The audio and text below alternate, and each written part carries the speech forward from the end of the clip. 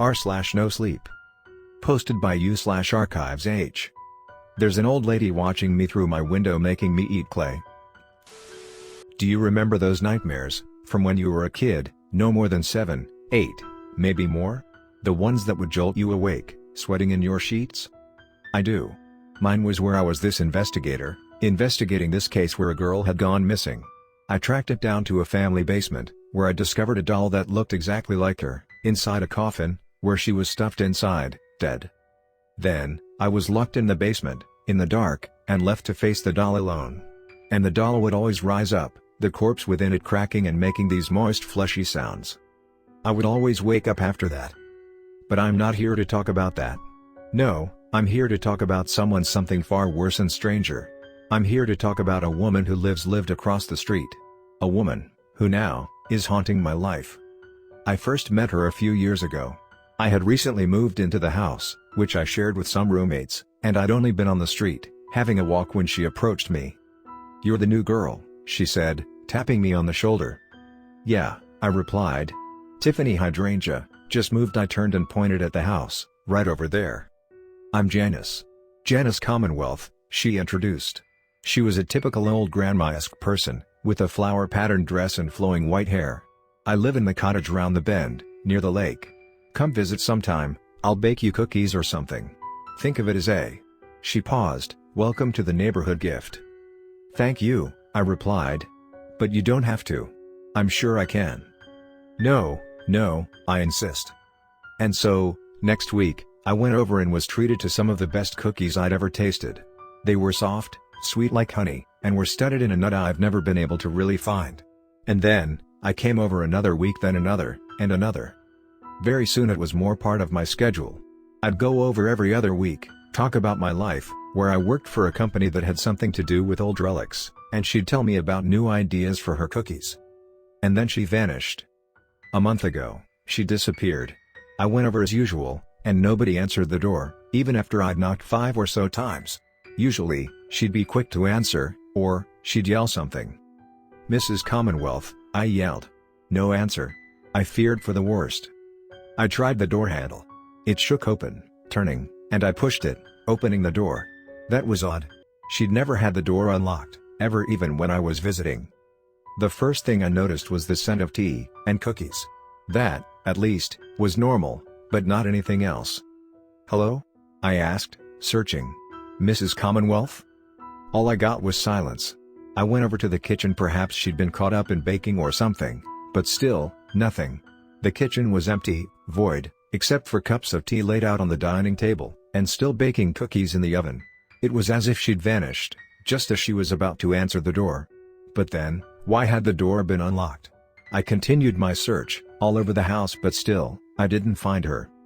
Suddenly, just as I reached her bedroom, I heard something, a rustle of the leaves, outside, and I turned, fast as lightning, towards the window. I saw a blur, like an animal moving, rapidly, but it didn't look like any animal I'd known. I called the police after that, and I waited for them to arrive. That's when I got the phone call. It was Mrs. Commonwealth, except, for some reason, my phone displayed her as an unknown caller. That had never happened before. The profile picture was the same, but still, the name listed itself as unknown caller. "Mrs. Commonwealth?" I answered. "Where are you?" Silence. I asked again. Silence. I began to ask again, but before I could, I heard her, deep breathing, panting, as if she was being hunted. "Hello? I'm lost. I don't know where I am. Can you find me? Mrs. Commonwealth? Can you describe where you are?" I panicked. The static poured in, and I yelped, pushing the phone away from my ear. "Halls are so bright, more static. Oh God, it's coming. The walls, it's like clay." A static once again poured into my ears, and then, silence. "Hello?" I hesitated.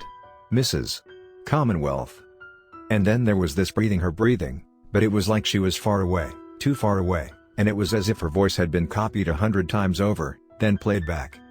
The breathing got louder, louder, louder, until, "We're sorry, but this number isn't available." A monotonic computed voice rang out. I looked at the screen. It was showing an error message, telling me that the number didn't exist. "What the heck?" I murmured. I tapped some buttons, then called the number again. It rang, but nobody picked up.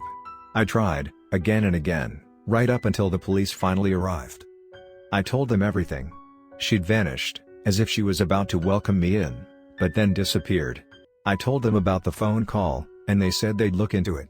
In the end, I think they decided she'd gotten lost somewhere, somehow, and told me that she'd probably be back.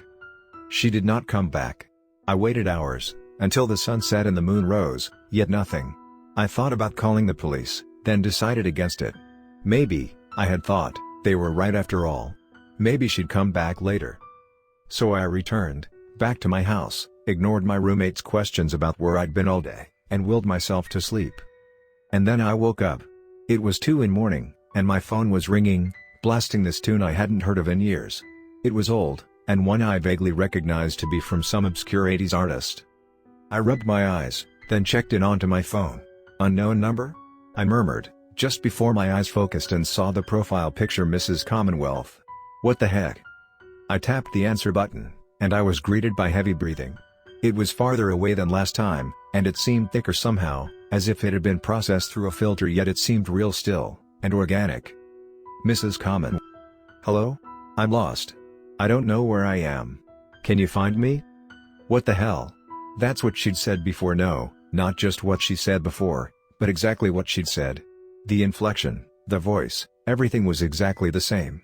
I was too confused to answer, and before I could even think of one, she said it again. Hello? I'm lost. I don't know where I am. Can you find me? Can you tell me what it looks like? I managed, stuttering. I'm going to call the police. Hello? I'm lost. I don't know where I am. Can you find me? The voice repeated. Where are you? I pressed. No answer. Hello? Silence. Then, suddenly. I'm outside. Can you let me in? But it was wrong. Her voice wasn't. It just wasn't right. It was like that monotonal voice dictating the error. It was computerized, processed, inorganic. Can you let me in? What do you mean? I continued. I don't. We're sorry, but the number, I swore, throwing the phone across the room, crashing into the window, where it bounced off, landing on my bed. Wait. The window. There was someone outside, in the cul-de-sac I'd viewed over. Someone with trailing long white hair and a flower-decorated dress. That's, I gasped, impossible.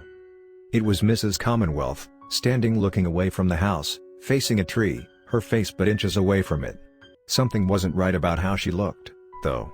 I went up to the glass to see closer, and suddenly, I realized. The flowers on her dress were wrong. I distinctly remember her saying how she'd always wished she could have tulips on a dress, and how she could never find any.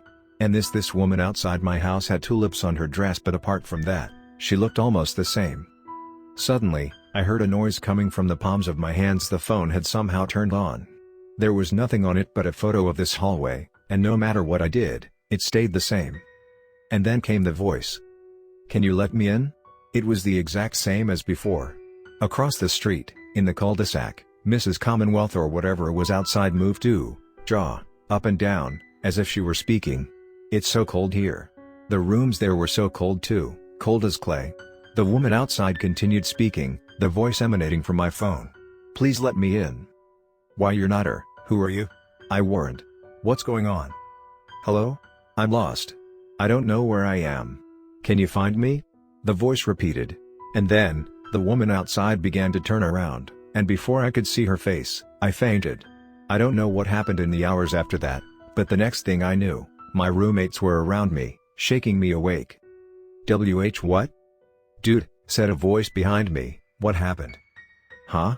I asked, confused. Magnus, what do you mean? Dude, look around you. And I did. What the heck? I was at the dining table, there was a box of cereal in front of me, and there was a bowl, filled with milk. No, not milk. Instead, there was a creamy substance. I poked at it with a spoon, and found it to be chunky. I suddenly realized what it was. Clay? What the heck? What happened? I demanded, looking back up at my roommates. We found you like this, one of them said. I woke up when I heard a noise in the kitchen, like someone looking for something. I went out and found you, except you didn't act like you. I tried to ask you what you were doing, but you didn't explain. Then you got clay from the arts and crafts bucket and started mixing it with the milk you poured it in, and then I tried to stop you. I I don't remember. I looked around the kitchen. Sure enough, it looked as if someone had been there. What happened next? You were able to push me off. So I went to get the others to help. When I got back, you had a bowl filled with clay and milk, and you were about to pour cereal into it, so we stopped you. I don't understand, I stammered. What about outside? Did you see her? Mrs. Commonwealth? What are you talking about? The burly man known as Stephen questioned. I didn't see anything. I got up, looked around, then retrieved my phone from Andrea, who had it in her hands. I checked the CCTV app, it should view here around here. What are you doing? I ignored Andrea. The camera didn't show anything. No strange woman, nothing. This didn't make sense. I checked the call app. No calls were made, not even a scam call. But to my further confusion, the internal camera caught me causing a mess in the kitchen and making the food. I don't understand, I murmured. We don't either, Andrea replied. Let's go to a doctor. We drove to the hospital, and within minutes, a doctor was checking me out. They scanned me, poked and prodded, but couldn't come up with a better reason than that I was sleepwalking. Weirdly, my friends seemed to agree I was sleepwalking. However, the doctor decided I should stay in one of the hospital's rooms for the rest of the night, and so, I complied. Well, I tried. The doctors were taking me to the observation room when I caught sight of something out of the corner of my eye. No, someone wearing a flower-covered dress, and I broke free of the doctor's grips and ran towards them. They looked back, revealing the face of Mrs. Commonwealth, and I ran after them. The doctors behind me chased me, but I was faster. Somehow, the old lady or whatever it was faster, and suddenly, it was as if I was in another place, a hallway, alone. The lights were bright, the walls, clear white and manila. I felt a sinking feeling, then looked down to see clay. The floor was made of wet clay that I was now sinking into. Hello? Mrs. Commonwealth? Hello? I'm lost. I don't know where I am. Can you find me? A voice behind me asked. I turned around to see. No. It wasn't Mrs. Commonwealth. It was something else. I had turned around to see me. My face, on the body of Mrs. Commonwealth. It mirrored my face, every look, every blink, every gasp. Everything here is as cold as clay. The thing stepped closer, and I stepped back, feeling myself sink into the ground as I stepped. I stumbled, and then I fell to the ground. The next thing I knew, I was inside the hospital, the normal one, and the doctors were all around me. Apparently, I tried to run, and I suddenly fainted. And so, I agreed to be monitored for a week. And for a week, nothing happened. I mulled around, being observed by doctors. No sleepwalking. No illness. No creepy disease. So, I was dismissed. Some sort of momentary hysteria, they called it. Nothing to worry about.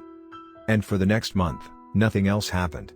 The police filed a formal investigation into the whereabouts of Mrs. Janice Commonwealth, but they weren't able to locate her.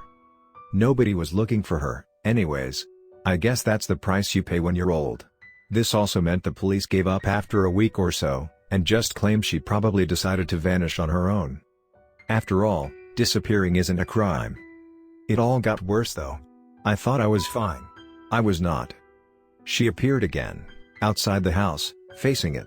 She spoke the same words again, just as my phone buzzed to life, the voice projecting all the way into it. I stayed up that entire night, watching her stare up at me from across the street, drilling holes into my soul. When the sun set, I felt this urge to sleep, and before I knew it, I was asleep.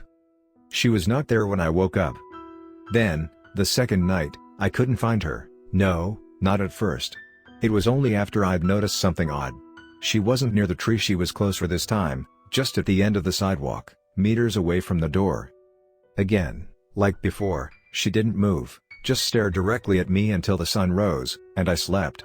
And now, yesterday, she's inside the house, outside my door. I didn't see her outside, I didn't even consider she was inside the house until I heard it. Hello? I'm lost. I don't know where I am. Can you find me? I'm not sure what will happen if she gets in.